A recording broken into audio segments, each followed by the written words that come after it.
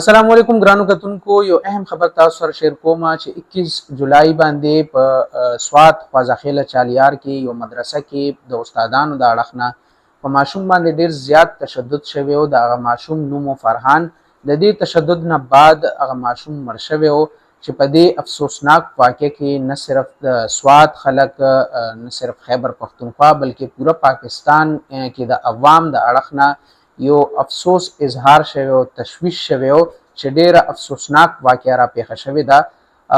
په دې کې پولیس چې کوم دي نو هغې بیا اکټیو شو، هغې اف ای آر وکړو او د ملزمانو خلاف کاروایانې شروع کړلې.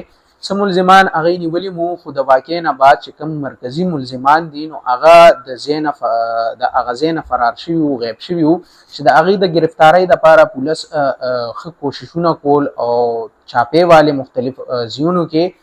نن په هغه واقعه کې افسوسناک واقعه کې یو اهم او کامیابی پولیس لا ترلاسه شوې ده او هغه یو اهم کاروایی کړې ده چې په هغه کې چې کوم د مرکزي دوه ملزمان دي، یو د کاری عمر او یو د هغه زوی چې کوم دی احسان، دا دواړه چې کوم دي نو دا ونیولې شو.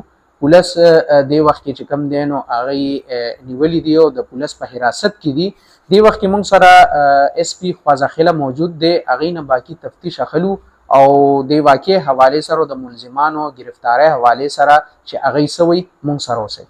بالکل صحیح ده. هغه ګرفتار یوازې نه دی چې د هغه زوی په دې کې مطلوب و سامده هغه ورسره هم ګرفتار دی. دواړه چې کوم کسان مطلوب دواړه میل ملزمان د پارټي او په تلسلو کې د پرنسپل کیزو دواړه اریسټ الحمدلله. بعد د ځینې د تفتیش خبرې دي اوس ریسنټلی اریسټ چې کله انویسټیګیشن او دغه وشي څه خبرې بیا لیکيږي دا په تفتیش باندې اثر پرې باسي. ان شاء الله هر شی به تاسو سره موږ وختن په اوپن شیر کوو او دا مطلب د ګرفتارۍ نه دی، نو زموږ سره ګرفتار دي. سره موږ دا میډیا ته پیښ کو تاسو به وینئ، په خپله به وینئ یو سړی چې په چغرو وولی شي، په دغه وولی شي.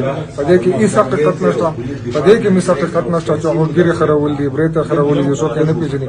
په دې کې هېڅ حقیقت نشته، په دې کې هم حقیقت نشته چې هغه ته پلانکي وړی دی، پلانکي وړی دی، پلانکي وړی دی. دا ټول قیاسارۍ یو بلکل هغو دا وقوعه کوه، دا ډېره غټه وقوعه وه. نو په سوشل میډیا او په دغه خامخا نن سبا خلک خبرېږي، دا ډېر زیات چلېده. هغه ډېر په یو ټک ټک طریقه سره روپو شو او زموږ ټیم سره موږ ټول سوات پولیس پارک زموږ ار پی او صاحب په دې کې ډېر تاسو ډي پی او صاحب خپله دلته خوځخیلې ته راغلی دی، اسمال ته راغلی دی، هر څه کتلي دي، موږ ته هر څه پرووایډ کړي دي زموږ په ټکنیکل طریقه سره.